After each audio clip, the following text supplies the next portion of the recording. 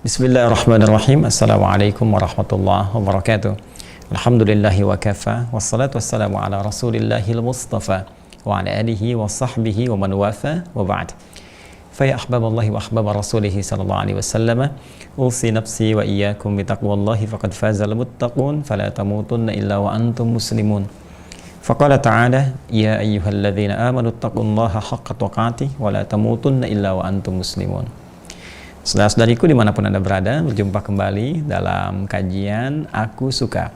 Ayo kultum sejenak untuk berbuka. Kita bermohon pada Allah Subhanahu wa Ta'ala tentunya, semoga Allah berkenan menerima seluruh amal ibadah yang telah kita tunaikan, khususnya amal yang mengiringi siam kita dan qiyam kita di bulan Ramadan ini. Semoga seluruhnya diterima dengan penerimaan yang terbaik. Pun demikian, semoga seluruh doa-doa kita yang kita panjatkan dengan penuh kekhusyuan diterima dan dikabulkan oleh Allah Subhanahu wa Ta'ala, insyaallah, amin ya rabbal alamin. Teman-teman sekalian, saat ini kita akan coba kembali lanjutkan bahasan kita seputar sifat salat Nabi sallallahu alaihi wasallam, yang di pertemuan lalu di hari kelima telah kita sampai pada pembahasan sifat wudu Nabi sallallahu alaihi wasallam, dan ini menjadi penting untuk kita uraikan karena wudu ini menjadi syarat sah salat yang mengantarkan kita pada benarnya salat, yang mengantarkan kita pada penerimaan salat di hadapan Allah Subhanahu wa Ta'ala. Baik penegasan tentang wudu ini tercantum dalam Al-Quran pada firman Allah di Quran surah kelima Al-Ma'idah di ayat yang ke-6, pun demikian pada hadis-hadis Nabi sallallahu alaihi wasallam, khususnya pada yang telah kita bahas pada kejadian Khalad bin Rafi Az-Zuraiqi dalam hadis riwayat Muslim nomor hadis 397, ataupun hadis riwayat Al-Imam Al-Bukhari nomor hadis 757 dari sahabat Abu Hurairah radhiyallahu taala anhu, saat Nabi menyampaikan, idza qumta ila shalah fasbiqil wudu. Jika Anda ingin menunaikan salat dengan sempurna, maka awali dengan menyempurnakan wudu terlebih dahulu. Nah, bagaimana cara kita menyempurnakan wudu? Di pertemuan yang lalu telah coba kita uraikan dan sampai pada pembahasan membasuh wajah. Ya, ini masih nampak nih di pembahasan pertemuan yang lalu. Kita ingat-ingat sejenak ya, bahwa nanti cara berwudu harus caranya sesuai dengan taharah. Ya, harus sesuai dengan taharah yang memadukan tiga unsur utama, yaitu al-husnu, an-nadhafah, wad-diyah. Kalau kita gabungkan ini, maka ini menjadi taharah. Bersih luarnya, suci dalamnya. Karena itu pembahasan tentang wudu itu senantiasa dicantumkan oleh para ulama, termasuk para ulama hadis dalam kitab At-Taharah, seperti Al-Imam Muslim. Ini saya tuliskan kemarin ya, menyantumkan pembahasan di kitab beliau Sahih Muslim pada pembahasan kitab At-Taharah.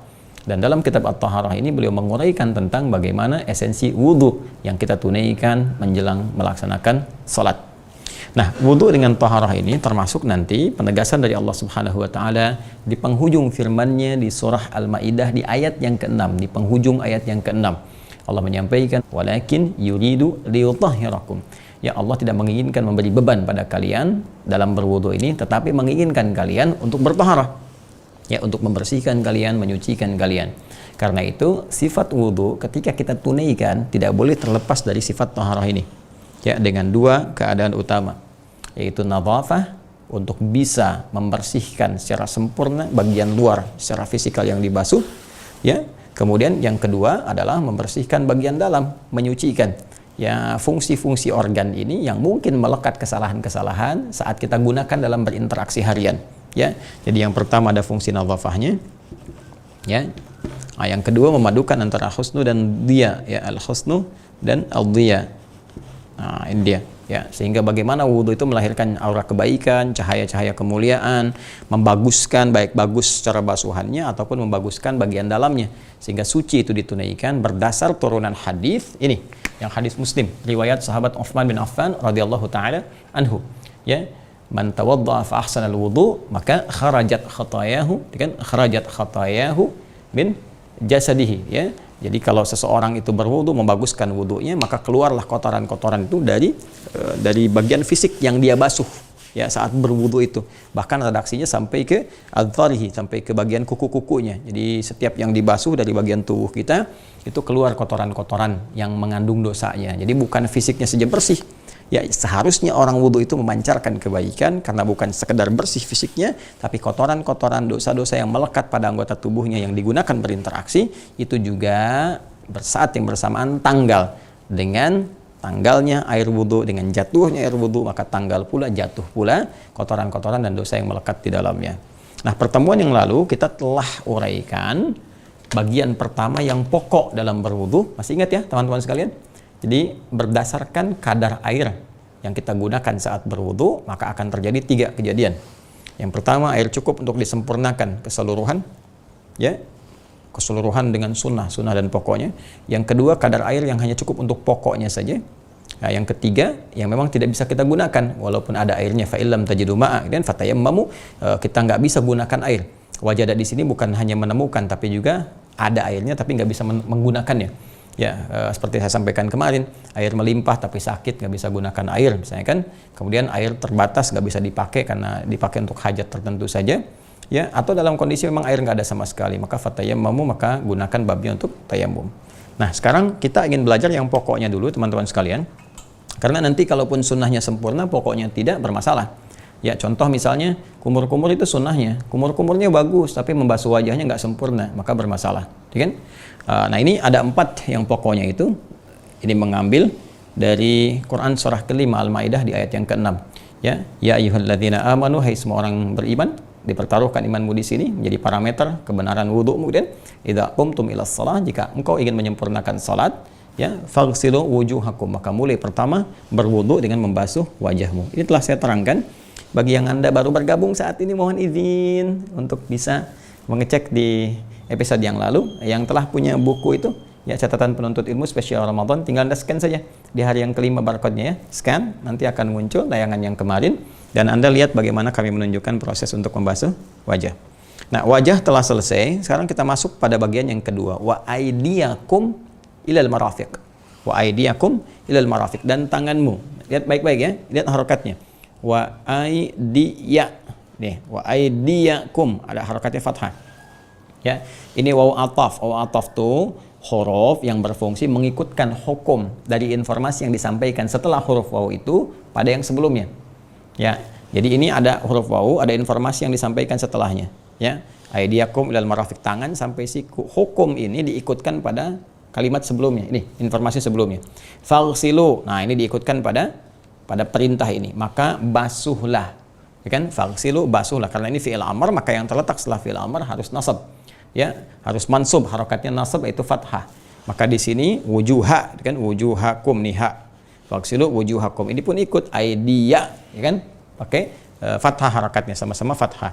Nah, sekarang perhatikan baik-baik bagian kedua, ya, wa aidiyakum, karena wa-nya ini ikut kepada sebelumnya itu ghasala, berarti masih serupa seperti yang kemarin.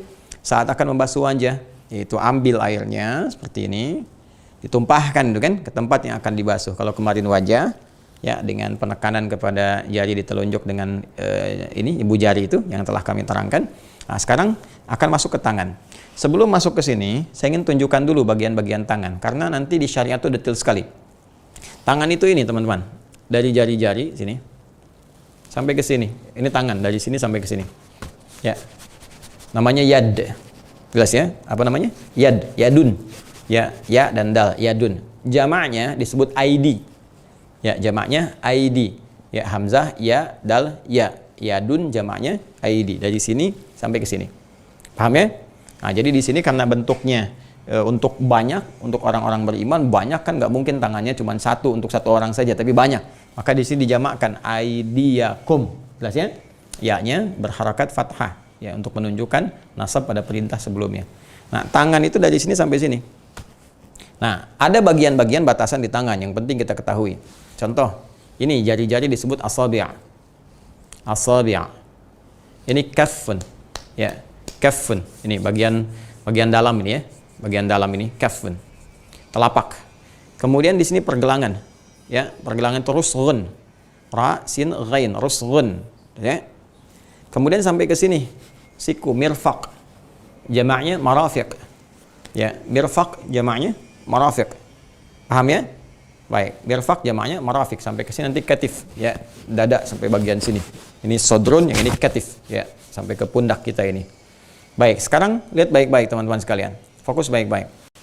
Indahnya dalam syariat Islam, begitu detil dalam menuntun kita beribadah, yang menunjukkan ini bukan rekayasa manusia.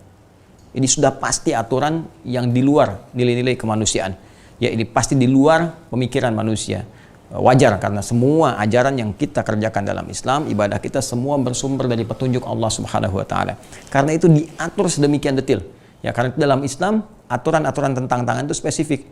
Misalnya saat takbir, bagaimana tangan kita diangkat itu, ya sejajarnya seperti apa. Ya saat bersedekap misalnya ya, disebutkan langsung kita bisa menutup telapak gitu ya, menutup dengan punggung, atau nanti ini rusgun ala rusgin, pergelangan ketemu dengan pergelangan begini, disebutkan detil. Nah, termasuk dalam wudhu pun kita akan saksikan bagaimana Al-Quran memberikan batasan detil kepada kita. Tangan, kalau kita sebutkan tangan yadun sampai sini, ya kan? Aidiakum. Tapi ketika Al-Quran memberikan batas, ilal marafiq, jamak dari mirfaq, berarti sampai sini. Jelas ya? Sampai siku di sini, sampai siku. Karena ayatnya menyampaikan wa aidiakum, dan basuhlah tangan kalian itu ilal marafiq, sampai siku. Nah, ini menggunakan konteks sinekdok temporo parte, menyebutkan semuanya dulu ya, tangan dalam konteks yang umum, tapi yang dimaksud sebagian, yaitu dari batasan jemari sini, karena di sini ada takhsis, ada pembatasan ilal marafiq, sampai siku di sini.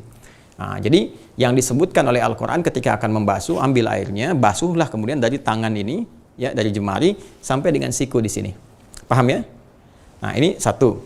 Dua, dalam pembasuhan ini Al-Quran menggunakan mula sampai ke ujung, batas awal ke akhirnya, itu digunakan kata ila di sini. Ya, ilal marafiq, sampai ke siku. Ya, kalau saya katakan begini, ana adhab ila Jakarta. Ya, ana adhab min Bekasi ila Jakarta. Saya akan pergi dari Bekasi ke Jakarta. Ya kan? Ana adhab min Bekasi ila Jakarta, atau ana adhab ila Jakarta. Saya akan pergi ke Jakarta. Nah, sekarang pemahamannya kan berarti saya berangkat dari Bekasi dulu kan? Saat ini saya dari Bekasi, saya akan pergi ke Jakarta. Berarti Jakarta tujuan akhir, ya kan? Karena saya berangkatnya dari Bekasi ke Jakarta, bukan ke Jakarta dulu lalu ke Bekasi. Tidak, tapi dari Bekasi ya ke Jakarta. Ini pun sama.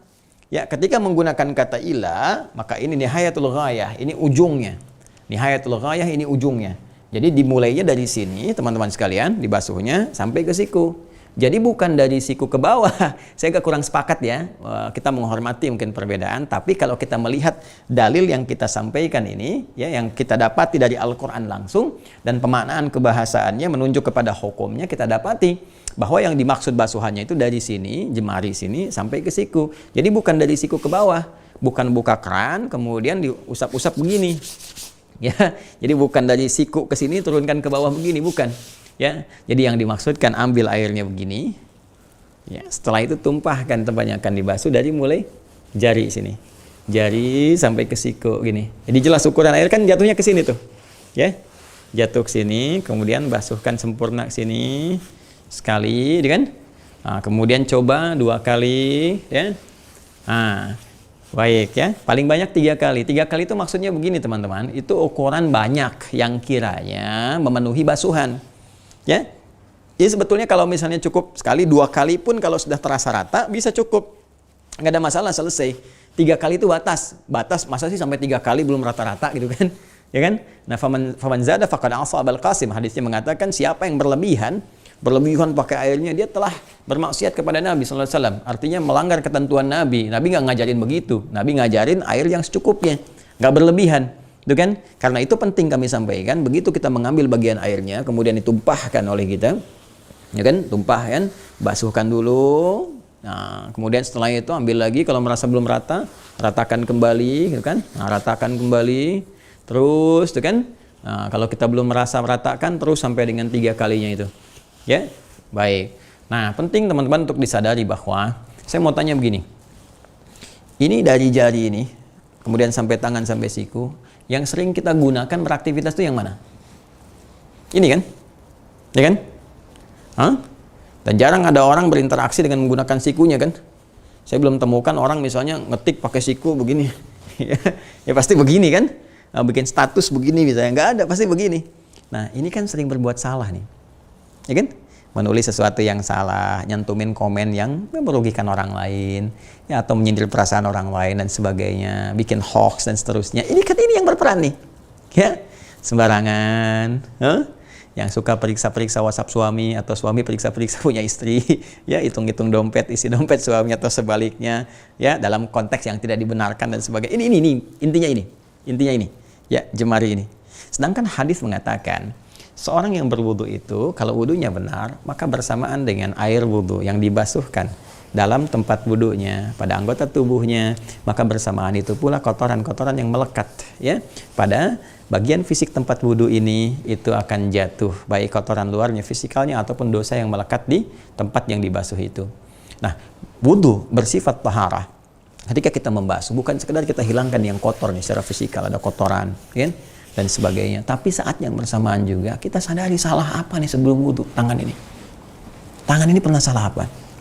Sebelum wudu rasakan. Ya, karena itu dijadikan 5 kali dalam sehari untuk mengukur, supaya kita bisa memperbaiki diri setiap pergantian suasana di setiap hari. Ya, dari pagi ke siang, kan, subuh ke zuhur. Nggak ada orang luput dari kesalahan.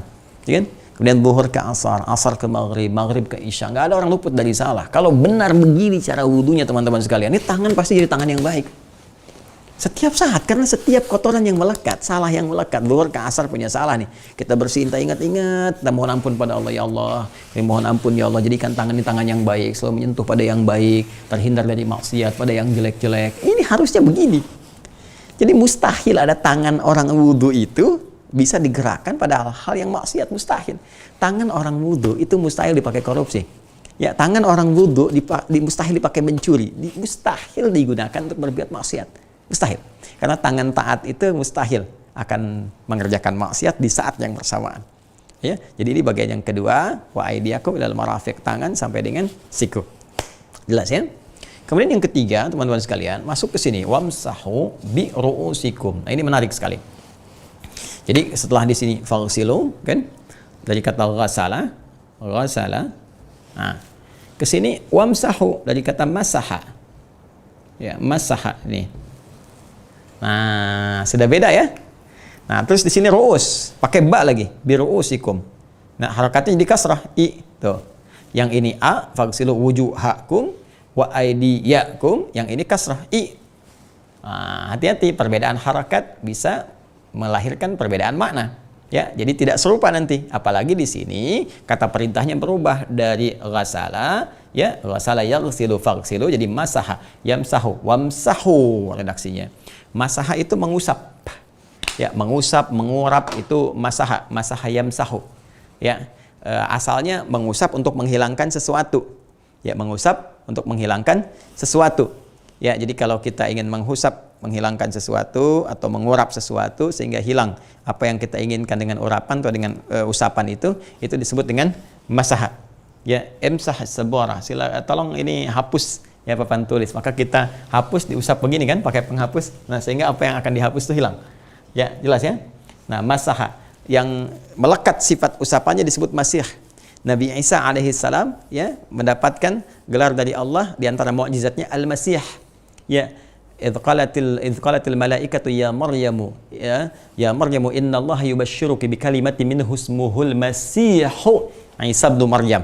Ya, ketika malaikat menyampaikan kepada Sayyidah Maryam alaihissalam, Allah memberi kabar gembira, engkau akan punya anak, gitu kan? Nanti mukjizat di antara mukjizatnya al-masih, yaitu punya mukjizat dari usapan tangannya, urapannya. Ya, di antaranya pada masa itu keadaannya banyak orang merasa unggul ya di bidang medis, di bidang kesehatan, khususnya di bidang kedokteran. Jadi segala penyakit merasa bisa disembuhkan dan sebagainya. Nah, kalau sudah merasa punya ilmu manusia tinggi begitu, abai pada yang lain, maka di antara mukjizat Nabi Isa alaihissalam itu disesuaikan dengan kepentingan zamannya. Ketika unggul di bidang itu, diberikanlah kemudian bagian pengobatan pada satu penyakit yang nggak bisa disembuhkan secara medis pada waktu itu. Ya, makanya ketika datang Nabi Isa alaihissalam, ya diusap, yang dokter nggak bisa menyembuhkan, medis nggak bisa menyembuhkan, ada penyakit yang melekat pada kulit, itu diusap bisa sembuh. Ya, dengan izin Allah Subhanahu wa taala. Dalam beberapa kasus-kasus tertentu, bahkan penyakit ekstrim, bahkan pada titik yang mustahil manusia bisa mendapatinya, karena ini kuasa Allah Subhanahu wa taala. Jadi bukan karena Nabi Isa-nya, karena Allah. Karena itu Allah mengatakan ya melalui firman-Nya disampaikan pada Nabi Isa biidznillah. Ya biidznillah, biidznillah, dengan izin Allah Subhanahu wa taala. Diusap sembuh. Karena itu mendapatkan gelar Al-Masih, ya, yang mengurap, yang mengusap, dengan itu penyakit sembuh. Itu mukjizat. Semua nabi punya mukjizat sesuai dengan masanya. Ya kan? Nabi Muhammad SAW karena kemampuan umatnya pada saat itu banyak yang di bidang sastra tinggi sekali, hebatnya luar biasa. Kalau berkata itu indah, tinggi, kemudian sastranya, maka turun Al-Quran dengan mukjizat yang sangat dahsyat, melebihi bidang sastranya, ya, nilai peradaban, nilai keilmuannya, segala hal, dan tanpa batas, tanpa dimensi, terus ya sampai dengan kehidupan berakhir. Jadi disesuaikan dengan kepentingan umatnya, keadaannya, bagaimana sifat dan karakteristiknya. Nah, ini masah. Ini singkatnya itu masah itu menghapus, mengusap, ya. Nah, di sini ketika pindah pada bagian yang ketiga, yang tadinya ghasala, ya, membasuh, mengambil air, tuangkan wajah, ngambil air, tuangkan tangan dari jemari sampai dengan siku. Maka yang ketiga ini berubah, mengusap. Ingat ya, mengusap. Jadi bukan ghasala lagi. Kalau mengusap artinya apa? Ambil air secukupnya, ya, percikan dulu begini. Ya, percikan begini, kita ambil secukupnya, percikan dulu begini, baru diusapkan ke tempat yang akan kita usapkan, bagian dari tempat wudhu itu. Apa itu? Biru'usikum. Ini biru'usikum, jamak dari kata ra'sun. Nih, jamak dari kata, kita hapus dulu ini teman-teman sekalian, jamak dari kata ra'sun. Ini ya. Jamak ru'us. Ra'sun itu kepala. Ya, ra'sun itu apa? Ra'sun itu kepala. Ya, jamaknya ru'us. Jadi di sini Quran tidak menyebutkan rambut, tapi kepala. Adil Allah kan? Sangat adil. Wah, kalau disebutkan rambut misalnya wamsahu bisyu'urikum, ya, atau bi asy'arikum, maka usaplah rambut-rambut kalian. Oh, berarti nggak adil di sini. Gimana kalau nggak punya rambut misalnya? Ya kan? Jadi repot kan? Atau kondisi tertentu rambutnya nggak tampak, kan repot gitu. Tapi ketika Allah menyebutkan wamsahu bi ru'usikum, semua punya kesempatan, setiap hamba. Ya, mengusap kepalanya. Jadi di sini penting saya tekankan, karena kepala yang dimaksudkan di sini, maka tidak sah kalau ada seseorang yang berwudu, wah, saking pengen cepet-cepetnya gitu kan, apalagi sebagian orang yang saking nggak pengen acak-acakannya rambut yang telah disisir, dia hanya sedikit saja menyentuhkan kepada rambutnya. Ya, kadang-kadang ada yang bahkan jambulnya pun, ya, wah, itu jambul 3 dimensi misalnya, jambul Samudra Hindia, nggak pengen robah lagi, maka ketika dia berwudu, ya cuman ini sedikit, takut selesai, dan nah, itu tidak sah. Ya, kalau wudunya tidak sah, sholatnya bermasalah. Ya, nah ini bisa diketahui pasti sholatnya bermasalah. Karena itu yang dibenarkan adalah mengusap bagian kepalanya. Nah, ini menarik teman-teman sekalian, perhatikan baik-baik ya. Di sini saat akan mengusap bagian kepala, ini menggunakan huruf ba. Nih, bi ru'usikum. Ini ya, ada ba-nya nih. Wah, ini indah sekali diksi Al-Quran ini. Mudah bagi Allah, wamsahu ru'usakum, ya kan? Tapi di sini menggunakan ba. Ba ini kalau kita ngaji tentang fungsi huruf ba, setidaknya ada 14 fungsinya. Ya, ada kitab namanya Mughnil Labib an Kutubil A'arib, karya Ibn Hisham. Ya, Mughnil Labib an Kutubil A'arib. Sini aja tuliskan. Mughnil Labib. Silahkan boleh dicari nanti ya kitabnya, Mughnil Labib an Kutubil A'arib. Nah, itu bagus sekali menyampaikan dan menjabarkan kepada kita di antaranya tentang makna huruf-huruf, ya, dari a, ba, ta, fa, terus sampai dengan ya. Nah, ba itu huruf makna. Jadi ada huruf mabna, ada huruf makna, ya. Huruf mabna itu huruf yang menyusun kata saja, kalau makna yang punya arti. Nah, ini ba ini itu setidaknya di bahasa Arab, ya, huruf makna, harful maknanya itu punya 14 makna. Ya, ada ba lil ilsaq, ada ba lil musahabah misalnya. Ya, ilsaq itu yang menyertai, ya, ada ba yang musahabah itu mendampingi, ada untuk ghayah, untuk tujuan, semacam bismillahirrahmanirrahim. Ya, ba-nya di situ apa fungsinya? Ya, ada ba-nya pertama untuk ghayah, tujuan, af'ala hadza bismillah, karena Allah. Ya, kemudian setelah mengerjakan itu, kalau bismillah kita merasakan ilsaq, ya, musahabah itu dipantau oleh Allah, lekat dengan kita pemantauannya. Jadi kalau ada orang-orang misalnya mau minum, Bismillahirrahmanirrahim, dia ucapkan Bismillahirrahmanirrahim atau Bismillah, maka saat minum itu dia merasa diawasi oleh Allah. Makanya orang yang baca Bismillah, mustahil dia minum yang diharamkan Allah. Gak ada orang minum whisky pakai Bismillah, Bismillahirrahmanirrahim buat ngurangin dosa dikit, gak ada. Ya, mustahil. Ya, orang korupsi pakai Bismillah itu mustahil. Kenapa? Ya, kenapa? Karena ketika dia mengucapkan kalimat Bismillah, kalau dia paham, artinya dia merasa diawasi Allah. Jadi kalau ada orang korupsi pakai bismillah, keterlaluan tuh orang tuh, lebih terlalu daripada setan. Itu lebih aneh dibandingkan dengan setan. Ya, setan aja ketika ada perbuatan yang kita bacakan, ya misalnya Quran kah itu atau nama Allah, dia menjauh. Ini korupsi, baca bismillah. Berarti itu lebih dahsyat dibanding setan itu. Ya, sekali lagi, setan dibacakan Quran lari. Setan dibacakan ayat Allah, disebut nama Allah, lari. Ini orang mengerjakan kejahatan baca nama Allah, berarti lebih jahat dibanding setan. Paham ya? Nah, balik lagi ke sini ya, balik lagi ke sini. Jadi ba di sini fungsinya banyak. Ada ba lagi menunjuk kepada tab'id, sesuatu yang menunjukkan pada sebagian. Nah, sebagian pun dibagi lagi. Ya, at-tab'id ma'al hudud, at-tab'id bin dunil hudud. Ya, sebagian dengan batasan-batasan, sebagian tanpa batas. Ada lagi nanti istighraq. Istighraq itu keseluruhan, luas seperti alif lam istighraq. Nah, apa hikmahnya di sini membasuh kepala menggunakan ba? Allahu akbar. Dan Allah yang Maha mengetahui, Maha Rahman tentang keadaan hambanya. Karena ternyata boleh jadi setiap keadaan kepala kita itu mengalami situasi berbeda-beda. Ya, kalau kita nampak dalam keadaan yang umum sifatnya, nggak ada persoalan misalnya, mohon maaf, yang menimpa perempuan misalnya kan ketika akan berwudu tempatnya bisa terbuka untuk perempuan saja, ya tidak harus khawatir terbuka aurat dan sebagainya. Atau laki-laki pada umumnya nggak ada masalah, nggak ada luka di bagian kepalanya, maka kita bisa basuh teman-teman sekalian dan arahkan basuhan ini untuk usapan. Ya, ambil airnya, kemudian kita usapkan, percikan, ambil untuk mengusap, maka kita bisa usapkan keseluruhannya. Mohon izin ya, saya buka misalnya ya. Nah, bismillah, jadi saya simpan dulu. Nah, jadi kita bisa ambil airnya, kemudian kita percikan dari sini. Ya, kita usapkan dari bagian depan sini, ya sampai dengan ke belakang sini, ya, bagian kepala. Lalu kita kembalikan lagi ke depan. Nah, kurang lebih demikian, ya. Ambil, percikan, kemudian bagian depan sini, nah ke belakang sini, bagian kepala, ya, dibalikan lagi ke depan sini. Jelas ya? Nah, itu mengusap. Baik, nanti ada di riwayat lain bisa langsung ke telinga, ya. Tapi nanti itu kita ambil pokoknya dulu, nanti kalau kita sempurnakan di akhir, tambah dengan sunnah. Nah, ini kalau tidak ada persoalan. Nah, kalau sekiranya ada persoalan misal, qadar Allah, ada ujian misalnya kan, ada satu penyakit di kepala. Ya, ada sakit tertentu yang nggak boleh kena air misalnya. Nah, maka ba ini sangat berperan. Ya, jangan langsung tayamum. Ba sangat berperan. Anda bisa ambil airnya, percikan sedikit, lalu kemudian Anda usapkan ke bagian yang tidak harus terkena luka, yang masih boleh terkena air. Ya, maka misalnya bisa menggunakan bagian yang terbatas dulu. Kalau memungkinkan bagian terbatas dari sini sampai ke ubun-ubun di sini. Ya, jadi Anda usap di sini sampai ke sini. Itu sah. Ya, itu sah. Jadi sampai sini. Nah, ini bagian pertama. Ya, jadi at-tab'id ma'al hudud, ya ma'al had. Jadi diusapkan sampai batas di sini. Ya, kalaupun di sini ada persoalan misalnya, ya di sini kena misalnya kan karena ada musibah tertentu di kepala, nggak boleh kena air bagian ininya, maka berlaku at-tab'id min dunil hudud. Ya, sebagian tanpa batasan. Maka Anda bisa misalnya usap yang penting bagian kepala. Ini kan kepala nih, masih bisa. Ini bisa. Ini bisa. Loh, kok wudunya begitu, Ustaz? Anda yang harus belajar, Cepi. Ya, jadi jangan karena nasnya begini Anda harus ikutkan kepada Anda, tidak. Agama itu bukan akal Anda, agama bukan pemikiran. Agama adalah bagian dari apa yang Allah firmankan kepada kita untuk diikuti dan memberikan kemudahan. Ya, agama datang untuk memberikan kemudahan, tapi bukan untuk dimudah-mudahkan dan bukan untuk mempersulit keadaan diri kita. Jadi kalau kita melihat orang yang wudunya misalnya begini, ya ini yang diusap begini atau ini diusap, ini husnudzon, oh mungkin di kepalanya ada luka atau ada apa sehingga dia mengusap yang lain.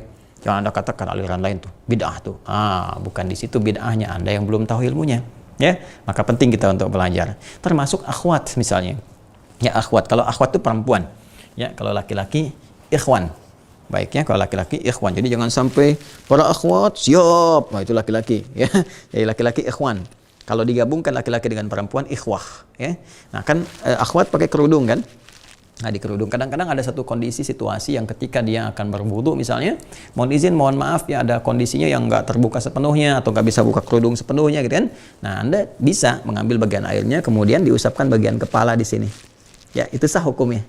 Itu sah hukumnya. Ya, misal kalau di pesawat agak kesulitan dibuka semuanya gitu kan, tapi ini bisa disingkap di dalam karena sendirian, tapi ini sulit bisa. Ya, ini untuk dibasuh kemudian bagian kepala cukup begini. Ya. Nah, ingat ini namanya masaha. Kalau nggak salah, ambil air, tumpahkan di kerudung begini. Repot kan? Makanya indahnya Allah menggunakan kata masahwamsahu biru'usikum dan usap. Ya, dari bagian kepala itu. Paham sampai sini? Ingat, itu baru nadhafahnya.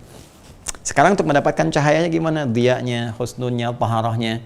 Maka coba kita pikirkan, ingat-ingat kembali dosa apa sih yang sering dicerna oleh pikiran kita. Ini kan jembatan nih, pikiran akalnya jembatan dari hati kita yang berikan perintah. Ya kan? Hati ini kalau baik terus dicerna ke dalam pikiran kita, langsung ditembuskan sepersekian detik nyambung ke seluruh organ 3. Seluruh organ kita, kaki bergerak, tangan beraktivitas, mata memandang, cepat sepersekian detik. Tapi kan banyak juga keadaan-keadaan tertentu yang membuat pikiran kita itu jadi salah langkah. Ya, salah berpikir, salah menyimpulkan. Karena salah berpikir itu akhirnya salah bertindak. Ya, salah menduga, ya pikiran yang salah karena praduga disebut dengan su. Su itu kan jelek. Ya, menduga itu dugaan dhon. Maka ada muncul istilah su'udhon. Itu kan? Hati-hati, ada husnudzon, ada su'udzon. Nah, itu sesuatu yang salah. Bahkan Allah menegaskan inna ba'dadh-dhon itsm. Ya, sebagian dari dugaan itu, sebagian dari prasangka itu kan dari pikiran kita. Ya, dari suasana hati kita tembusan ke pikiran kita jadi menyangka. Jadi ketika orang mengatakan gini, nggak nyangka ya Ustadz Adi, nah itu sedang nyangka. Jadi ketika Anda mengatakan nggak nyangka, itu sedang nyangka. Ya, maka ada beberapa suasana pikiran kita yang kadang mesti dibersihkan. Pikirkan kembali, ingat-ingat, saya salah pandang nih pada istri saya salah menyimpulkan pada anak saya. Ya, sehingga ini melahirkan perilaku yang tidak benar. Ternyata dia tidak seperti itu. Ternyata kawan saya pun ternyata baik dan sebagainya. Saya suudzon selama ini. Nah, ini bersihkan. Jadi ternyata dari pikiran yang bersih itu lahirlah kemudian tindakan-tindakan yang mulia, yang bersih, yang baik. Maka wudhu itu sebetulnya indah, teman-teman sekalian. Luar biasa indah. Jadi kalau orang benar wudhunya tuh cukup wudhu pasti baik. Asal benar wudhunya. Ya kan? Asal benar wudhunya. Yang terakhir, yang keempat adalah diantara yang pokok itu kembali wa arjulakum. Nah, ke A lagi nih, wa arjulakum. Nah ini. Wa arjulakum. Ini kan waghsilu wujuhakum A. Faghsilu wujuhakum A wa aydiyakum A. Wamsahu bi ru'usi I, ya. Nah, terus terakhir muncul lagi wa arjulakum yang keempat. Ini kan wawunya kemana nih nyambungnya? Tadi kan saya sebutkan di awal kan, wawu ini ataf. Huruf yang mengikutkan ya hukum pada informasi yang disampaikan setelah huruf itu kepada kalimat sebelumnya. Sebelumnya ini kan mana nih? Apakah yang ketiga, ke yang kedua, ke yang satu? Ya, lihat harokat setelahnya. Jadi setelah huruf waw ini ada kalimat, lihat harokat sebelum akhirnya. Kalau ini kan kata ganti kum itu. Ya, lihat wa arjula. Nah, karena ini la, maka ikutnya ke sebelumnya sama dengan yang dua. Berarti ikut ke yang satu ke sini. Faghsilu. Kalau ini wa arjulikum, berarti ikut ke sini. Nah, karena inilah berarti hukum untuk membasuh kaki arjul, ya jamak dari kata rijlun, kaki. Hukum untuk membasuh bagian yang keempat yang pokok yaitu kaki, karena ini sama-sama harokatnya A, berarti ikutnya ke sini ke faghsilu. Kalau dia I, berarti ke wamsahu di sini karena pakai ba setelahnya di sini, ya kan? Nah, karena dia menggunakan fathah, ya, wa arjulakum berarti hukum membasuh kaki itu sama dengan hukum membasuh wajah. Membasuh tangan sampai siku, sama-sama dibasuh bukan diusap.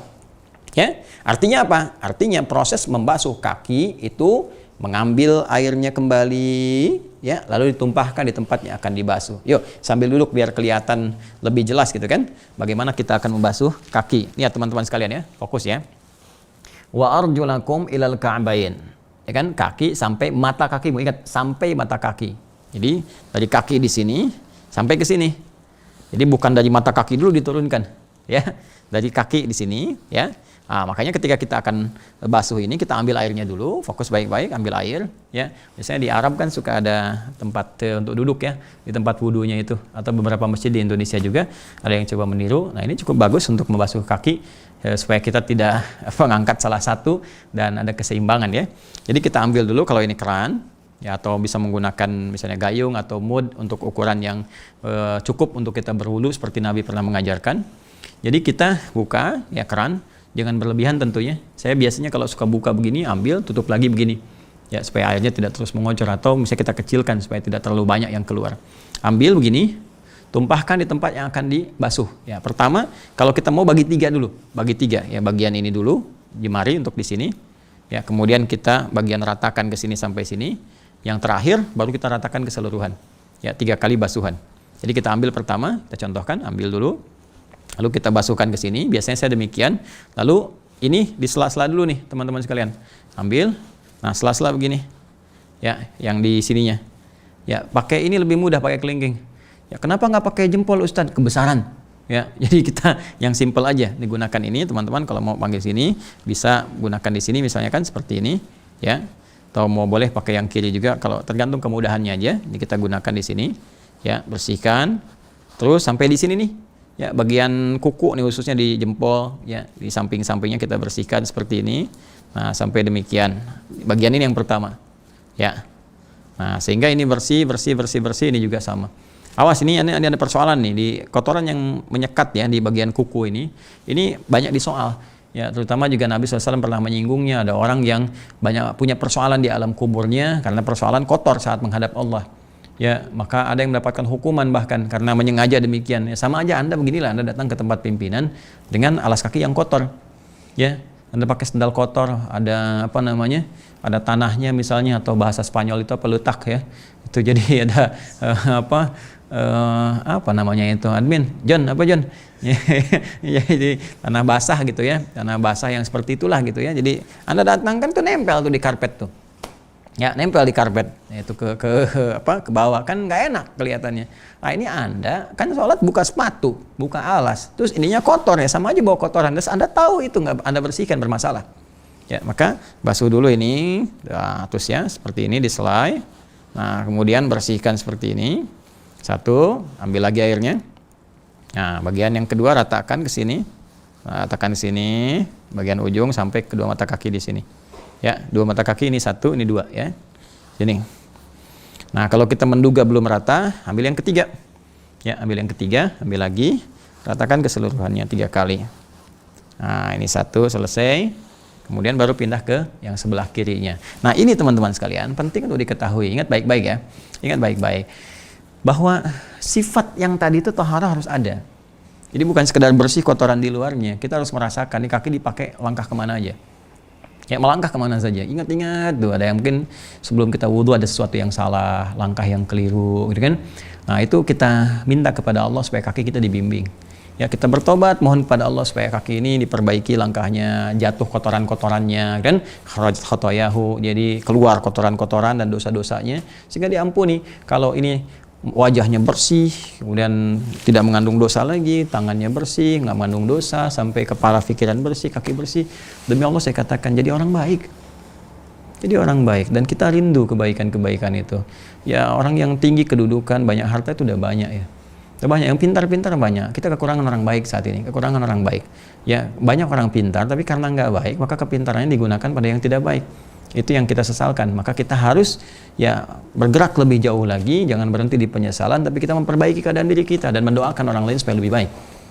Ya. Nah, ini yang pokok. Nah, kalau kira-kira airnya lebih banyak kita dapati dan sempurna kita bisa lakukan, maka mulai dengan yang sunnah-sunnahnya kita kerjakan dulu. Ya. Boleh tentunya dengan berniat kita kan, kemudian bismillahirrahmanirrahim kita akan memulai. Nah, ini dari mulai kita menyela-nyela dulu ya bagian-bagian jemari ya untuk bersiap-siap, sehingga ini sebelum digunakan untuk menyentuh lain sudah bersih. Ya, itu orang Islam tuh pasti bersih lah, nggak mungkin kotor dan sebagainya. Jorok itu nggak mungkin. 5 kali dalam sehari Anda bayangkan membersihkan tangan. Udah cukup, ini sangat bersih gitu kan. Nah, jadi ini dibersihkan dengan baik teman-teman sekalian. Setelah itu baru kemudian memulai untuk berkumur-kumur, tamadmat sambil istinsyak. Ya, tamadmat sambil istinsyak. Ya, ini nanti tapi yang wajar ya, kalau sedang puasa kondisi saat ini yang wajar. Ya, kumur-kumur wajar, istinsyak pun jangan terlalu dalam. Kalau nanti terambil misalnya terlalu dalam, itu masuk tenggorokan bisa membatalkan ya kalau dia sengaja terlakukan. Jadi cukup di luarnya saja untuk saat ini, nggak perlu dihirup terlalu dalam, khawatirnya masuk ke dalam untuk membersihkan bagian yang hidung. Jadi kumur-kumur gitu kan. Nah, ini ambil, kemudian ini kan ke hidung sebagian keluar ya, kemudian dikeluarkan. Nah, itu juga sambil taharahnya tadi keluar. Jadi kita merasakan apa yang dikerjakan oleh lisan kita yang kadang nggak benar dan sebagainya ya, supaya kotoran-kotoran, dosa-dosa yang melekat pada lisan ini keluar juga bersamaan dengan kotoran-kotoran fisik yang keluar di mulutnya ya, termasuk di hidung. Nah, ini kalau kita bagus nih kayak flu, kayak macet hidung tersumbat misalnya kan atau apa, ini cepat keluar. Ya, insya Allah kumur-kumur nggak membatalkan wudhu ya, kecuali pakai sirop misalnya. Nah, itu bisa membatalkan ya, tapi kita biasa selesai.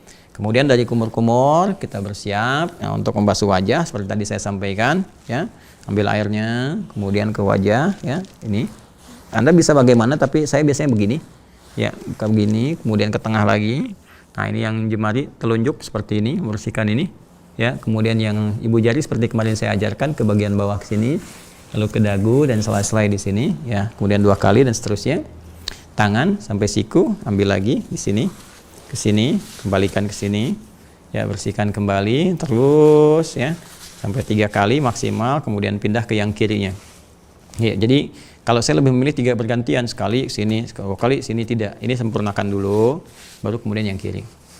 Dan kepala ya diusap, ini ambil percikan, kepalakan seperti ini, kan? Nah, ini bisa langsung ke telinga begini. Ya, langsung ke telinga. Jadi di telinga ini ada 2 jari ya. Yang ini, yang telunjuk ini bagian dalam, mengusap bagian dalam sini, ya. Sedangkan yang ini yang jempol ibu jari itu bagian luar, ke belakang begini. Ya, ke belakang begini. Jadi kita ambil percikan, kemudian ke sini diusap, balikan ke sini, kemudian ke telinga ke sini. Ya, jelas ya. Nah, begini. Nah, ini sambil dibersihkan seperti ini. Jelas ya. Nah, bisa juga begini misalnya, ambil percikan sini, balikin. Nah, terus kita ambil lagi untuk telinga misalnya. Boleh. Ya, boleh. Jadi boleh langsung bersamaan atau dipisahkan. Nah, setelah itu baru kemudian kaki seperti yang tadi telah saya sampaikan, kaki kanan, kaki kiri. Nah, itu dilakukan dengan tertib, dengan sempurna. Selesai, baru kita berdoa kepada Allah Subhanahu wa taala. Ya, masih ingat kan doanya? Kan syahadu an la ilaha illallah, syahadu anna Muhammadar Rasulullah, Allahumma ja'alni minat tawwabin wa ja'alni minal mutatahhirin wa ja'alni min ibadikas salihin. Ya kan? Allahumma ja'alni minat tawwabin, ya Allah, jadikan aku dengan wudu ini termasuk orang-orang yang taubat. Allahu Akbar. Saya katakan, kok baru wudhu tapi doanya taubat gitu kan? Taubat. Karena tadi esensi wudhu itu membentuk kepribadian yang baik, bersih, suci. Karena kita akan menghadap Allah dan mungkin wafat. Ya, tiada yang paling indah kecuali saat menghadap Allah dalam keadaan sudah taubat. Kita bersih, sudah suci, sudah baik gitu kan? Dan itu ketika dipanggil dalam sholat kan, ya, wa annahum ilaihi raji'un, dan mereka akan menghadap Allah, mungkin itu adalah penghadapan yang terakhir kepada Allah, dalam arti dia akan menghadap untuk selamanya. Bisa terjadi, ya kan? Kemudian waj'alni minal mutatahhirin, termasuk golongan orang-orang yang berusaha menyucikan diri. Itu taharah tadi yang saya sampaikan. Ya, ma yuridullahu liyaj'ala 'alaikum min haraj walakin yuridu liyutahhirakum. Di Al-Maidah lihat penutupnya. Ya, wa yutimma ni'matahu 'alaikum la'allakum tashkurun. Tidaklah Allah menginginkan lewat wudu ini untuk membebani kalian, tapi untuk menyucikan kalian. Allah tahara yutahhiru, menyucikan. Kalau kita berusaha supaya Allah menyucikan kita, tambahkan ta di depan kata taharahnya. Jadi tatahhara yatatahharu. Orangnya disebut mutatahhir, jamaknya disebut mutatahhirun, nasab jarnya disebut mutatahhirin. Ya, kalau kita memohon waj'alni ya Allah minal mutatahhirin, ya Allah jadikan kami termasuk orang-orang yang berusaha selalu untuk menjadikan diri kami dalam keadaan bersih dan suci. Jadi kita itu berwudu, berusaha supaya bersih dan suci, kan? Waj'alni min ibadikas salihin. Kalau sudah taubat, sudah bersih, sudah suci, kita minta kepada Allah dijaga supaya tetap baik dan Allah ridhoi. Baik yang Allah ridhoi disebut dengan saleh. Jadi itu berurutan tiga-tiganya. Minta kita taubat dulu, ya. Itu untuk takhalli. Takhalli itu membersihkan segala yang kotor-kotor dalam diri kita, baik luar ataupun dalam. Kemudian tahalli. Tahalli itu menghiasi diri kita dengan hal-hal yang baik. Ya, taharah tadi, kemudian tajalli, menampakkan segala yang baik itu dalam perilaku kita. Maka 3 tadi, Allahumma ja'alni minat tawwabina, ya tahalli, waj'alni minal mutatahhirina, ya tahalli, waj'alni min ibadika salihin, ya itu tajalli. Jadi setelah orang itu berwudu dengan baik, maka nampak kesolehan ditampakkan dalam kehidupan. Lisan bicara soleh, mata memandang soleh, gitu kan. Kemudian tangan bergerak, kaki bergerak pada yang soleh-soleh. Itu harusnya demikian. Jangan kalah sama Suneo yang udah jadi soleh gitu. Ya, jadi saya berharap mudah-mudahan materi ini menjadi baik untuk disampaikan sebelum kita menunaikan sholat. Jadi kalau orang mau sholat dengan pembawaan begini, ya dia sholat sebagai orang soleh. Kalau sholat sebagai orang soleh, maka akan mempercepat kesolehan dia setelah menunaikan sholat, atau bahkan saat pulang kepada Allah dalam keadaan meninggal, bahkan dalam sholat dalam keadaan yang soleh. Nah, saya kira itu yang penting untuk kita pahami. Persoalan terbesarnya Ustadz, kalau kemudian saya telah wudhu ini, atau saya akan wudhu misalnya, tapi kondisinya ada keterbatasan, khususnya air. Ya, sehingga saya nggak bisa ngakses air, nggak bisa nuangkan. Nih, bagaimana ini kotoran masih bisa jatuh nggak gitu kan? Seperti apa gini caranya kalau saya kemudian akan wudhu, tapi saat yang bersamaan air nggak bisa ditemukan, atau saya sakit, airnya ada, nggak bisa menggunakan air. Maka apa yang harus dilakukan? Ya kan? Nah, ini insya Allah akan jadi pembahasan di pertemuan yang selanjutnya pada edisi Aku Suka yang ke-7 insya Allah. Baik teman-teman sekalian, kita cukupkan sampai di sini. Mudah-mudahan Allah memberikan kekuatan kepada kita untuk memahami dengan baik, mengamalkan dengan sempurna, dan mendapatkan esensi setelah hikmahnya. Bagi Anda yang baru bergabung dan kemudian mungkin tertinggal dalam pembahasan, gampang sekali. Kalau sulit begini, Anda yang sudah punya buku itu, buku catatan penuntut ilmu spesial Ramadan, tinggal dicek spesial aku suka. Jadi nanti ada barcode di situ. Edisi pertama, kedua, ketiga, keempat. Kalau tertinggal tinggal scan aja. Ya, scan muncul, Anda tinggal lihat di situ daripada nyari-nyari lama, gitu kan? Nanti nyambung ke pembahasan yang sekarang. Dan insya Allah nanti tanggal 23 saya tanya kepada adminnya, tanggal 23 ya. 23 itu berapa Ramadan teman-teman sekalian? Berarti berapa Ramadan? Kurangin 6 berapa? Kurangin 17 kurangin 6, 11 Ramadan. 11 Ramadan ya, karena tanggal 29 April saya ingat teman-teman yang di Toronto harus pelunasan masjid, tolong dibantu ya teman-teman sekalian, itu harus pelunasan masjid tanggal 17 Ramadan, 29 April ya, berarti 23 tanggal 11 ya, jadi 11 Ramadan insya Allah kami akan launchingkan juga satu sistem pembelajaran yang terkhususkan, dan nanti teman-teman yang sudah dapat buku itu bisa dijadikan sebagai akses ya untuk bisa mendaftar. Loginnya nanti lewat situ, teman-teman scan, dapat formulir, tinggal diisi, nanti akan bergabung dalam sistem pembelajaran melanjutkan Ramadan, dan insya Allah pasca Ramadan akan dilanjutkan, nanti kami akan infokan kemudian. Khususnya dalam pembahasan ini semoga dipahami, dimaknai dengan baik, bisa diamalkan. Mohon maaf apabila ada kekurangan. Semoga Allah memuliakan kita semua. Semua benar dari Allah dan Rasulnya. Kalau salah dari saya pribadi mohon dimaafkan. Semoga bisa dikoreksi dan diamalkan yang terbaik yang bisa kita dapati. Allahumma taqabbal minna innaka antas sami'un alim wa tub 'alaina innaka antat tawwabur rahim. Rabbana atina fid dunya hasanah wa fil akhirati hasanah wa qina adzabannar. Allahumma ij'alna ya Allah minat tawwabin waj'alna ya Allah minal mutatahhirin waj'alna min ibadikas salihin. Wa sallallahu ala sayyidina Muhammad wa ala alihi wa sahbihi ajma'in wa akhiru da'wana subhanakallahumma bihamdika nashhadu an la ilaha illa anta nastaghfiruka wa natubu ilaik walhamdulillahi rabbil alamin. Assalamualaikum warahmatullahi wabarakatuh.